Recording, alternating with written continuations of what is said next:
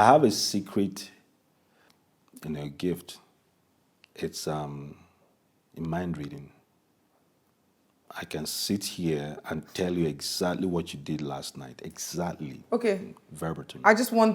You know what? Let's just explore this. What did I do last night? That's not. Well, let's get. What did I do last let's night? get done with you. But if you think we're not coming back to this, let's get done with. You've opened Pandora's box. No. Just You've opened Pandora's box. I opened it. I can shut it.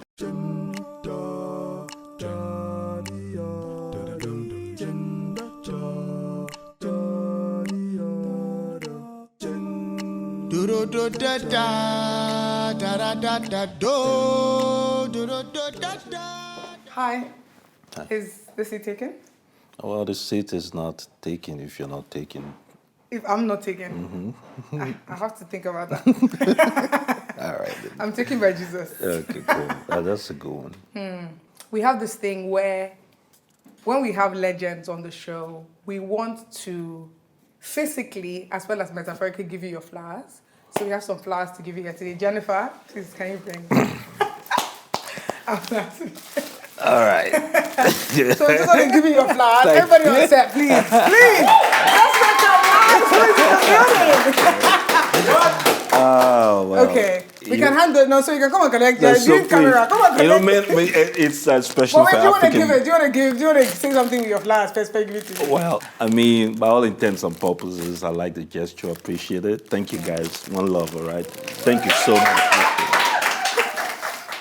Okay. All right, Jim. Welcome to the show. Thank you officially. It's one thing to make it.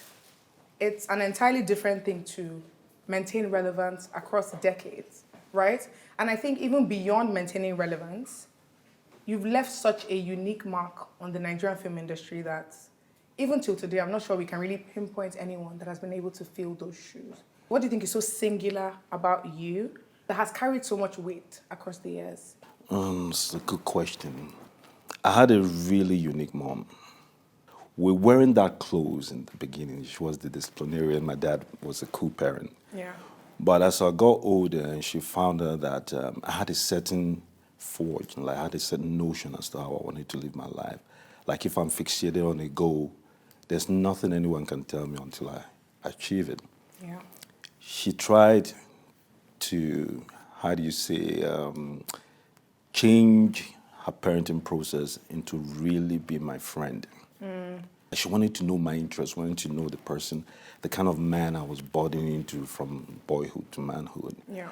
And so we developed a really special relationship, even up until when I started making money, we fast became business partners as well. Yeah. So, I mean, she's passed now. My mom passed about 8 years ago. Yeah. And the vacuum that left was probably something that was insurmountable. I mean, I've not been able to feel that almost throughout my life. Yeah, so far. So I think that was what shaped me. Because how will you explain? I was a straight A student, and the course was already, I mean, the Igbo parent, they decide your life before you're born, and they decide your life probably after you die, if they outlive you. I was about 18 and a half when I finished my first degree. The idea was get your MBA. That was the whole plan. My dad's boss is American, so he already had it set up. And I came home one day and said, I think I really want to be an actor.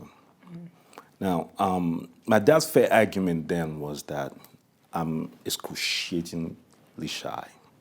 Now, how can you come out, a known introvert come out to say that you're going to be an actor? But I think there's something, call it female intuition or whatever. She just believed, even before I did. Yeah. I just saw a glimpse of something that made me believe this is what I wanted to do. But it wasn't hard formed. There was no core to it. There was no master plan. There was no roadmap. It was just a simple conviction. But she believed before I did. And I think that's what makes mothers as unique as they are. And she started supporting, and I mean, it became unbearable to stay at home. So much so one day my dad woke up and said, listen, there can be two captains in this ship. On this ship, you either go get this master's going as quickly as possible, take 1 year, go do whatever nonsense you want to do, come back, and then we set the course again, or you leave my house. Yeah. And so I left, and I think that was it. What she, instilled in me all through that time, staying with her, learning from her, directing me, guiding me. I think that's what pretty much shaped the man I became and how I pursued my goals and what I eventually became today. Yeah. This is the thing with interviewing storytellers because Jim has answered he has touched on 8 of my questions. From the first question, I've not even asked him direct. Oh, well, it's all connected. It is. The dots. Your mom, may her soul rest in peace. Obviously, such a special part of your life. And one of the questions I wanted to ask was, what was the greatest gift that she gave you? Where you've kind of answered that, which is just the opportunity to realize yourself. Yes, just friendship. I think that's what's missing now, and that's what I'm trying to be to my kids now. Yeah, I'm trying to be just friends. Being friends, you discover an individuality, a flair to them that obviously they don't expose to anyone not in their circle and space as well. So it's important. You're Jamaican, so I don't even know if it's possible for you to date, but do you date? Yes, mine is peculiar though. Just want to hear about the peculiarity. I've dated extensively. Let me just leave it at that. I've dated extensively. I've dated across different races. Yeah. Because I am always adventurous. I just want to experience and live life. Yeah. So I've lived in 3 countries. I've met different kinds of people from different walks of life, different races, different religion. There's rarely a religion you point to, a race that I've not been with, either romantically or some other form or casual dating. There's something I like that there's something called casual dating. Yeah. What was growing up as the only boy with 8 kids? And what was that like? What was that experience like? Mind you, there was a time in my house I had 11 women. I was the only guy. Yeah. That's so my 6 sisters. Yeah, my 6 sisters, my cousin, my grandma was there, my mom, my aunt. So 11. My dad was hardly home, so I was different things to them. I was the boyfriend, I was the husband, I was the enemy, there was a hater, I was the best friend. So I think it's a wide area of emotion. A lot of times when I get into tight corners with people that were in my life romantically, I remember how I dealt with, situations like that at home because you'll be forced to learn. It's very interesting to hear you talking about being shy and socially awkward because I feel like one characteristic you have, which you find in a lot of successful people, is attention to detail, right? Yes. Very keen attention to detail. And a huge example of that is your first project ever. This is J-Mike's first rolo, not that he was already J-Mike. They gave him wardrobe. He said, no. This doesn't feel like what the character would wear. So he used his own money and went and bought wardrobe for this character. So what I want to ask you is, where did the boldness to do that come from? Again, the woman that raised me.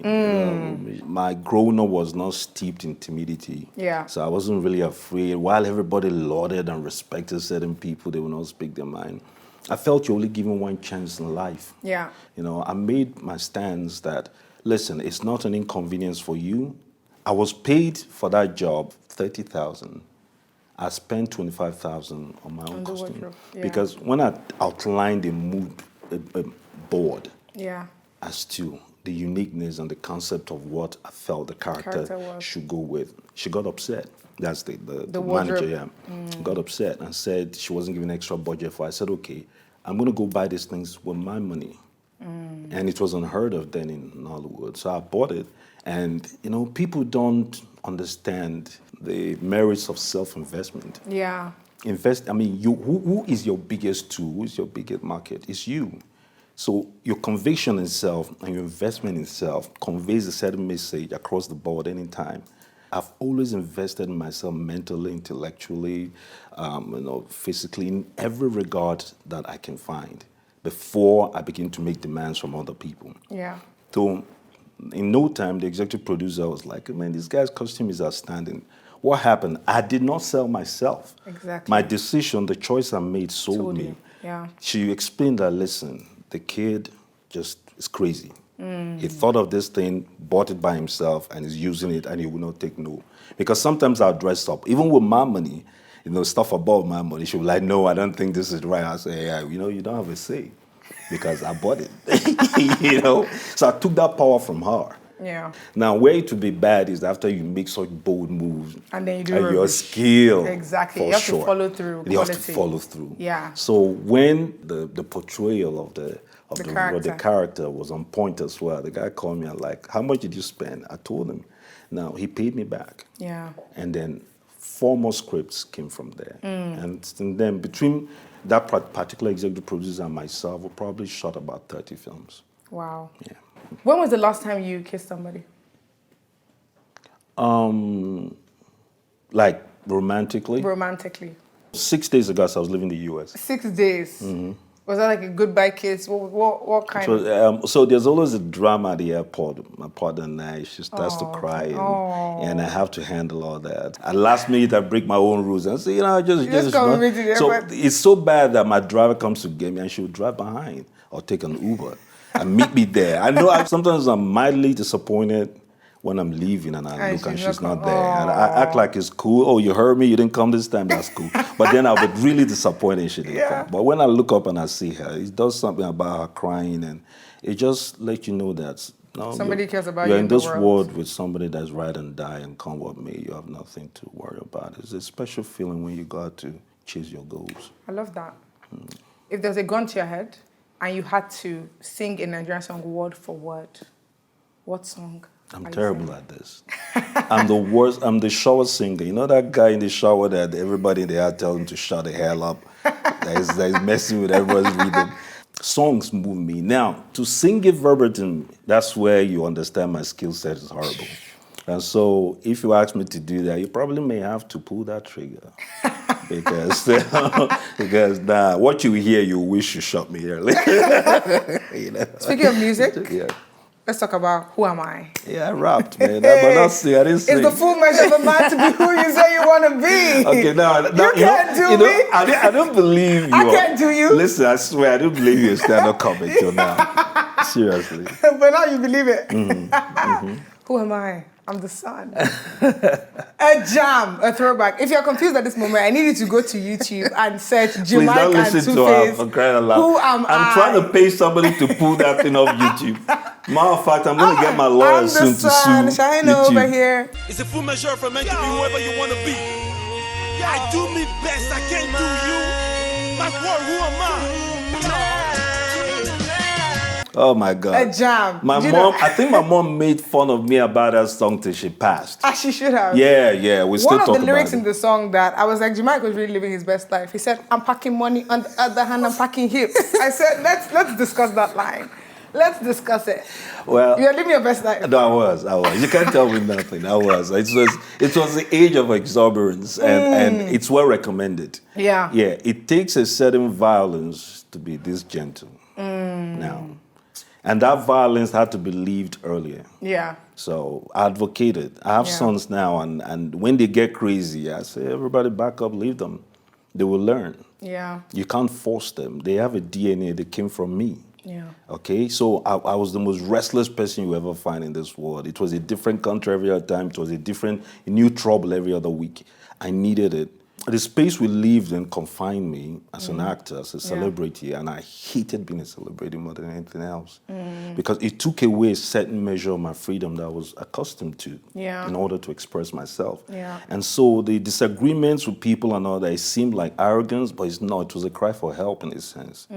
Because I just did not like what I signed up for. You know, when you sign it. You work so hard for something, and it's and like, then you get it, and you're like, is this it? Is this the cost? Is it worth it? Okay. Now the money was, it gave me liberty. I mean, before I was 20, 21, or maybe 22, I was already a millionaire in a sense. But I didn't also have trained people to manage it for me. I didn't understand what it took. I didn't understand the hatred people would have towards me for apparently no reason. I didn't believe strangers will hate you for no reason. Yeah. But it came with the territory.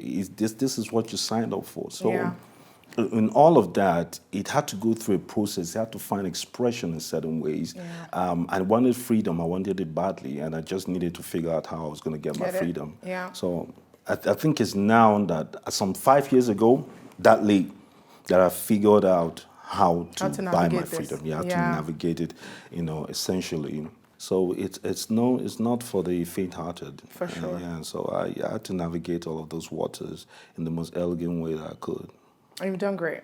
Thank you, ma'am. I appreciate it. Speaking of self-expression, another way you express, and another thing you obviously have interest in is fashion. Yes. It's always, anytime I see your fits, I'm like, of course. I'm like, again, so many of your outfits have trended on the internet, as I'm sure you know. When did that interest in fashion come in? Is this something that's always been there? You Yeah. know, what sparked that? Where did that develop from, would you say? You're born with it. I think when I was barely 7, I know how many times my mom had to beat the hell out of me on Sundays because I refused to wear what she offered. I wanted to dress myself. I wanted to put out my outfit. So I'll go pick it. And she just, gave up to fate at some point and say, you know what, start dressing yourself. So that when you look like a clown outside, I can tell people it's because. It's you that dress and then when I dress her and come out, they will compliment her like, hey, it really looks nice. Nice job. Hey guys, this show is called Is This Seat Taken? And of course, this season will not be complete without yours sincerely. Welcome to the show. I was watching an interview you did on Legit TV, and you said that there's some films you've done that you pay producers to bury. So I need you to name some of them. That's what I call the proposal. Oh my God. Yeah, because let me tell you how it works. When you start, do everything. Yeah. I'm a proponent of it. Yeah, Do for sure. everything. Yeah.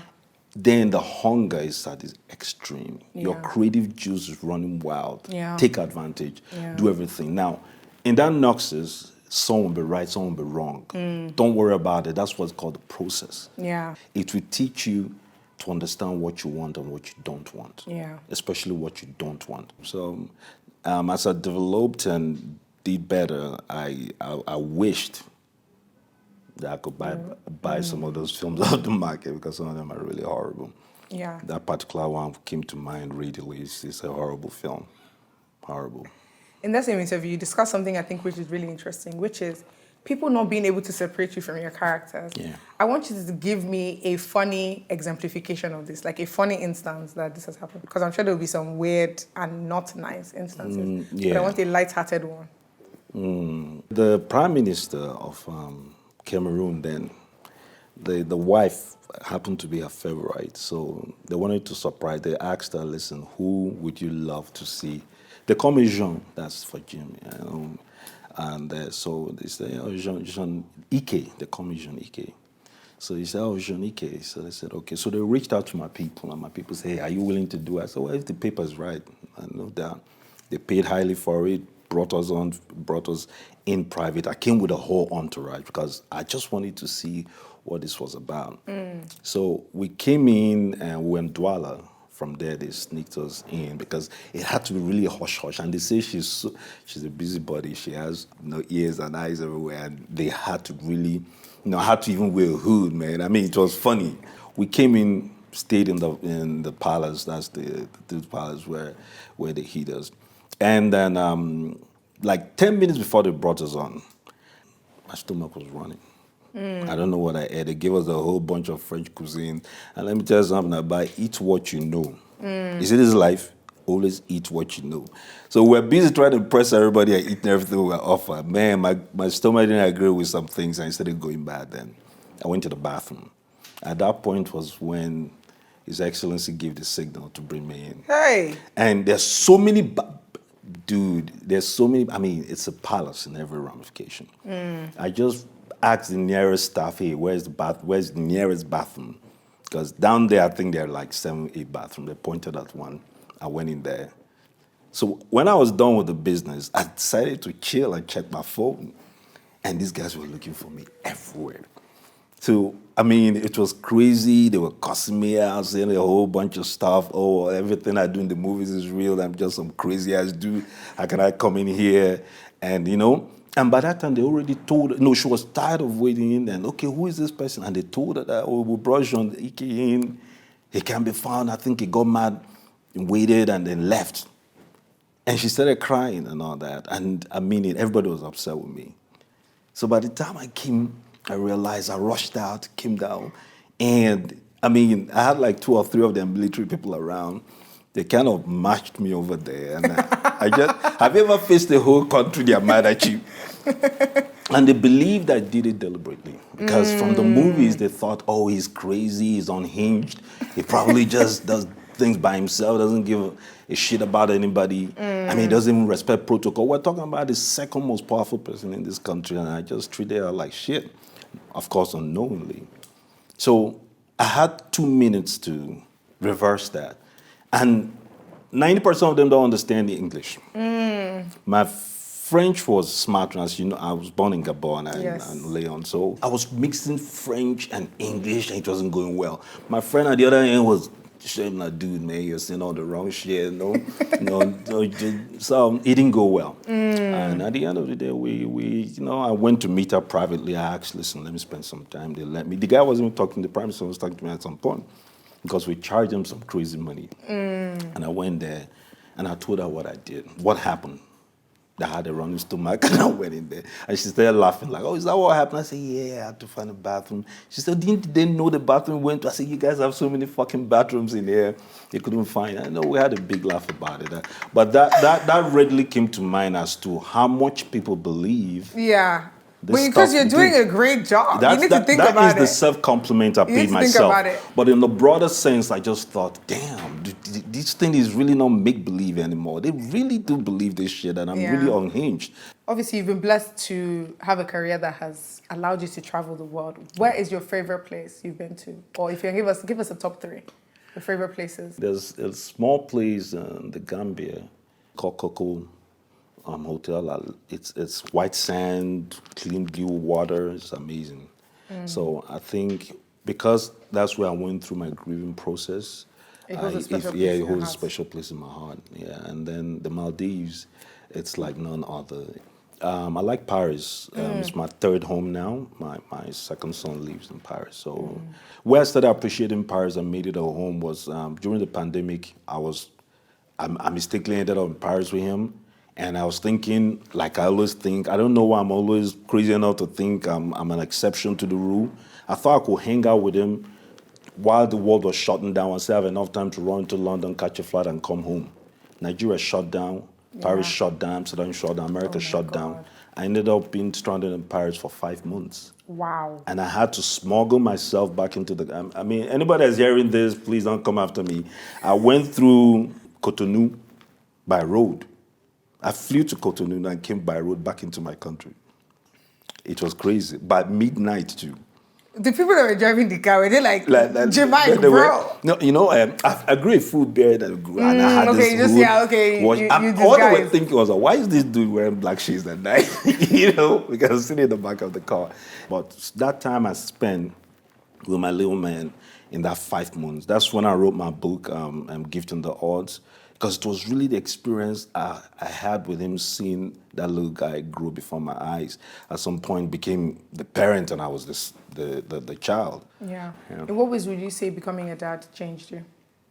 I'm probably one of the most ruthless person you want to cross as a competitor or an enemy, because I don't do who's barred. I don't take prisoners either. It's necessary to be on top of your game. Yeah. Okay. I'm also one of the softest person you can meet when I love the person and you're in that space where my wall is down. So I think more and more every day, that other part is encroaching on my harder self. And it's all because of fatherhood. Okay, they teach you things that you didn't know you can do. 2 days before I left, I was just sitting there, he's trying to learn the piano. And it was playing and he sucked at it. And he was getting frustrated increasingly. And I was making fun of him. That evening, I was trying to get something on the computer. It was a simple thing that these Gen Z kids run through like it's nothing. And my old ass was struggling with it. And he came and was throwing jokes at me, and I got mad. I wanted to exert the parenting on him, yell at him. And it reminded me, hey, earlier in the day, man, you're on my case. So, you need to chill. So I know what I'm going to be like with a daughter. I'll probably be the biggest mumu on earth on that, because that whole thing about mumu, but I see myself being that guy. You were born in Libreville, Gabon, which you kind of touched on earlier. What's your relationship with Gabon like now? My mom was a big part of that community in Libreville. She ran a bakery, she ran a bar, a really big bar. Oh, You know, it's a wow. drinking culture. They're really big on having a good time. They're not like us, man. These Francophone like to people enjoy are life. built differently, man. They are wired differently. They enjoy life. The paycheck, straight to the bar. Man and woman, husband and wife, with the kids. But it's a place that holds very strong chords in my heart. And I have two friends that live in Houston. They were also born there. We're planning a sojourn. something. Yeah, in September for my birthday. We just want to go hang out. That's nice. And have a good time with our loved ones. What would you say is your most memorable role to date? And what would you say has been your favorite character to get into to date? So most memorable, favorite. The most memorable is $1. $1. $1 was a chance. I think everybody needs to understand they need to understand what the moment means to them. The most important producers in Nollywood then were there. The most important director was there. Some of the biggest stars were there. My role was 4 or 5 scenes where I was just expected to do one-liners, act like a junkie, and get out.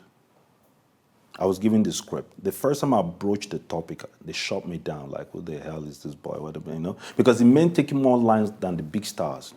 So the director didn't want to even think about, like, when did you rewrite all these lines? But I gave him my script. It was like, when did you rewrite all who you be? You might say you gave them his own script. I rewrote that damn thing, man. I'm like, this guy's, again, the approach was wrong because I'm used to speaking my mind. Yeah. I went to him and said, man, the way this guy wrote this thing is wrong. Like, this is, I've seen, I'm a psychology major. I know junkies behave this way, I thought I was selling the truth. When I was done, that guy, seriously, let me take my shades off to do this properly. He just looked at me, looked from my dusty canvas first to my head, looked down again, and looked at me and I think he's seen me like 4 times, probably saw me with the same pair of jeans every time he saw me, and decided this boy must be crazy or he's high on drugs. And so, when did you smoke the last Igbo? You smoked it before you came to my set.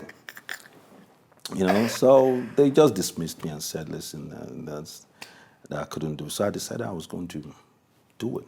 I mean, what's the worst that can happen? So you're just in the scene saying your own lines. Take one liner. Ask Mama G, ask, there were a whole bunch of top people then.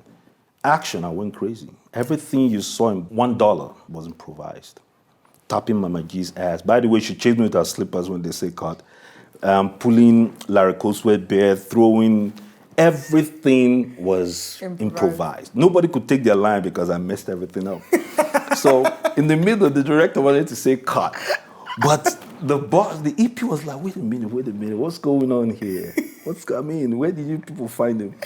Now, the problem was doing all that and coming back to repeating it in CUs and media. I disrupted the damn status quo. So by the time they say cut, and the EP called the little meet and said, leave them. They said, how we go take the CUs and the medium? If you watch it, there was hardly a CU anywhere. So they asked me, do you remember how the craziness you just did there? I said, yeah. Action, I did it from bottom to front. I didn't know what CUs of. I messed it all up. But Mama G was like, oh my gosh, she was intrigued. Like, is this the first time you're doing that? I say yes. The dudes were mad as hell. Yeah. The guys were But that's mad. definitely an ego thing. Yeah, this little monkey just come here and he's trying to mess things. And I was unapologetic. I would not apologize to him. Because after a while, the PM was like, go beg them. Now, say you pull like Koso's bed, you do, go beg them, make everybody come down, so we'll go do this. I said, no, I'm not apologizing to anybody. I was doing my job. So they first told me to move from that set. Go stay. they first evacuated me. Have you ever seen an actor evacuated from set? When I think about it, it's just hilarious. So they said, okay, do what you can for the take 2. Now, take 2 men going to pull the bears again, tapping Mama G's ass and doing all that crazy stuff. And they were mad I had to do it the second time. So I did it second, did it the third time. And when they were done, I won't mention his name. The guy called me and said, you bastard. I promise you this is the last job you do. Okay. I took him seriously. I said, what did I? He said, I promise you after this time, nobody's going to call you. You just messed up your whole career. So have you to take your line, idiot. You want, come on here. I was thinking, do I have a reply for this guy? But then I was too scared that, oh shit, did I just end my whole career by myself? But lo and behold, I Here finished. we are. Yeah, well, guess who is not here? Unseen. Yeah, guess who's not here? It's not for you to decide at the end of the day. That's what I'm trying to say. It's Exactly. God. When it comes to dating, will you say you have a type? If so, what is it? So for a long time, I thought my type, was flashy, beautiful, outgoing, and I did that for the longest time. I like a bull. I ran through the whole livestock. Oh my God. Oh yeah, I was. I never that metaphor. No, the unprecedented record, man. Fuck it. Unprecedented. I don't care what you say, unprecedented. A lot will never come to the open books, but unprecedented. It's not a badge of honor because I'm not proud of it. What I'm not proud of is that who I ended up with. But, there's a part of you that they believe that doesn't exist when you do this job. The depth of you. Yeah, for sure. They make you believe you're superficial. They want you to play to the status quo. They want you to follow a certain indoctrination. They want you to follow certain people. They have a roadmap, all designed by everybody but you. Yeah. When you find your voice and you're conscious of who you are and you're careful how you use that voice, you begin to evaluate how you think, who you hang with, who you look up to. Yeah. Things change drastically for the better. So when I came into that realization, I understood that this is actually who I want. It's not who the court of public opinion will approve. She's not flashy for them. She's not fashion forward for them. She doesn't give a shit what other people think. She has no interest in social media. Yeah. She's just a boss lady, She's respectful. She's a feminist in her own right in a certain place. She's quiet. She's deeply intellectual, deeply religious. I understood that this is who I've always wanted. And she understands that this person, at some point, is a partnership, that whenever I need him, He'll be there. there's an assurance there. So that's the type that I came to understand that I want. Or maybe you need. And then both. You have to want somebody and need somebody. I agree. Okay, so want for all the superficial reasons, the kind of person when she walks past you, you hold your breath. Yeah. And need, because for every pursuit you want in life, every time you fall short, you can hold hands and say, hey, something's going on. I'm not getting this. I'm not feeling this. And she comes with her female intuition and say, I don't like that guy. Don't do business then. Two of the biggest mistakes my dad made financially were mistakes my mom sat him down and said, you're going off to do this without my consent. Everything in me, spiritually, psychologically, and otherwise, does not like this man you're doing business with. You're making a lot of money with him now, but he's going to cross you at a time where you're at the crossroad. And he didn't listen to one, he did it. And he brought him financial ruin. He made that mistake again second time. So every time we sit down to have a conversation, he will tell me, you know why I'm not that? My dad's one of the brightest men I know, trust me. He said, do you know why I'm not that? I said, no. He said, because I didn't listen to your mother. My mom never spoke about it. But he was reporting himself more like to his fellow man. I'm not his son now, I'm man to man. And say, whatever you do, don't make this mistake. Complete this sentence. Dating me is like. Being on a roller coaster. All the men have said that this season. And I want to know when That Nigerian men don't like peace. They use That roller they said coaster. that's exactly how they said it. Mine is for all the right reasons. So there are different people that get on roller coasters. The people that get on and scream and cry all day because it's not for them. Then there are people, when they get there, they find the most enjoyable experience of their life. They scream and laugh all day. It has to be for you. And that's the mistake. So don't jump on a roller coaster if it's not for you. If you can't take the ride. There's Get out of the kitchen if you can't take the heat. The heat, it's really that simple. So it's a roller coaster. It's embedded in highs and lows, and it's a journey. It's a journey. You can't say it's about peace. I mean, what kind of love are you if you don't fight for it? You can't say it's about war. I mean, what kind of little person are you if you can't offer peace and joy? So It's a balance. it's up and down. There are times you'll cry, there are times you'll laugh, but I promise you'll laugh a lot more than you ever cried. Yeah, taekwondo black belt holder, which is so cool. Where did your interest in karate come? I know you used to watch a lot of like Jackie Chan, Chinese action movies growing up. Sadly, it wasn't like that for me. I was just tired of being bullied. So every time I'll go fight for my sisters and they kick my ass, I'll come back and, I'll take it quietly, go upstairs and cry my eyes out. I just wanted a brother, So I'm the third child. So from the fourth, every time You just kept holding your breath. I go with them to the hospital. And every time I go to the hospital, and it's another girl. God knows I love my sisters to death, and I would not have it any other way. But then it seemed like such a horrible thing to expect, So after a while, when it dawned on me that I was going to be alone in this world, I just decided, let me take this thing seriously. Hi, my loves. You guys know I'm not one to tell you to do stuff just for the sake of doing them. So instead of saying that you should just download the GoMoney app, I'm going to tell you 3 reasons why I love banking with GoMoney. Number 1, ease.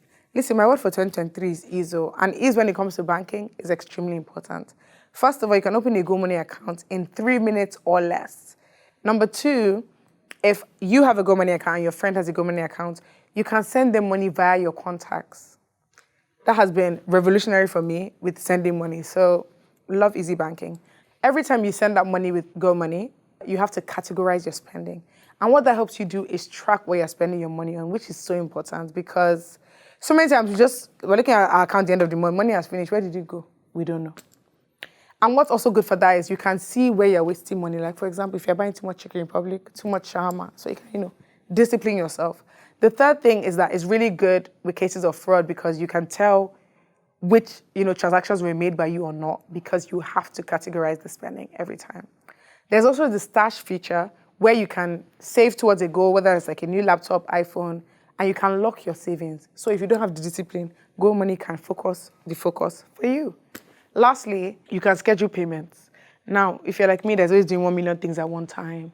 Whether this is bills, salary, subscriptions, you can schedule your payments so you don't have to be worried, I've not done this, I forgot to send this money.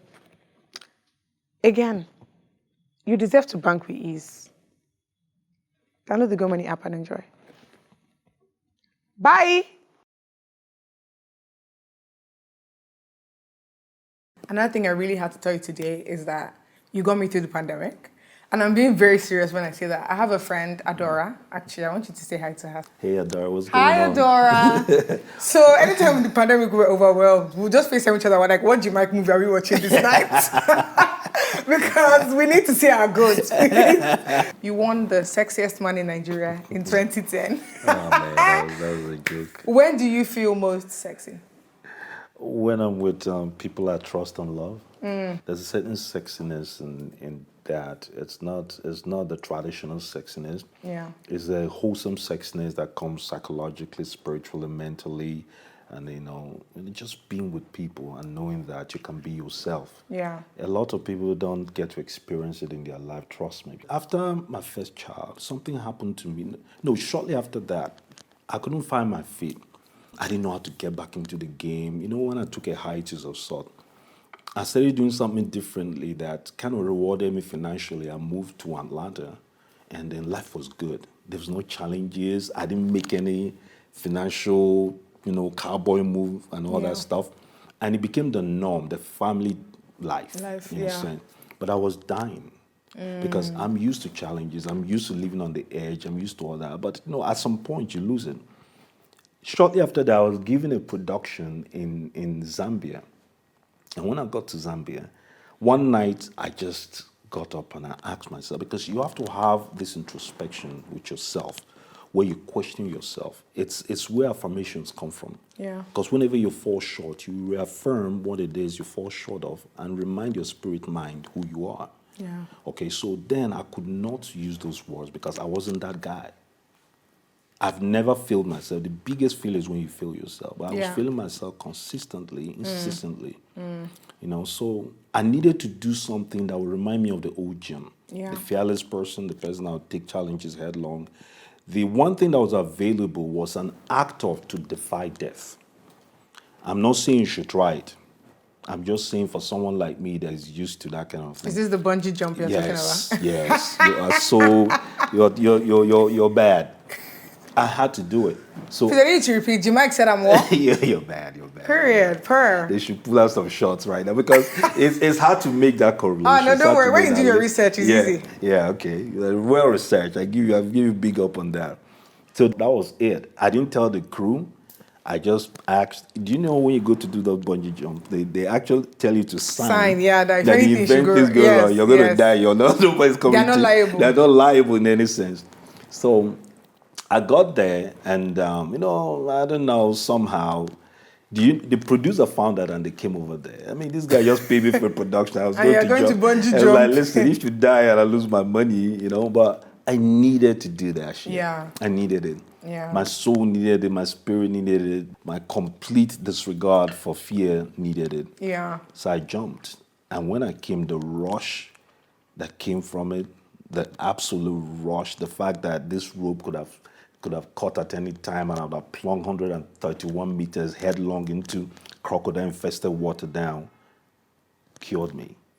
When I came out there and I left Zambia, it was lion Game mode. over. We back. I swear, I came out. Spread the word. When I back up. left, I went back to. I left Atlanta in 4 months. I moved back home, and up until this, I'm telling you that thing.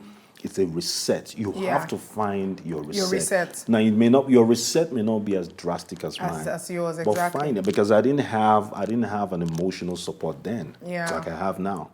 So it was up to me. I didn't have the best friend mother that I had. I could go and say, listen, I'm not feeling myself, and Yeah. they should tell me words that they'll pull me out Affirm you, yeah. out of that. What would you say has been your favorite thing that this life as Jamaica has afforded you? The ability to know me.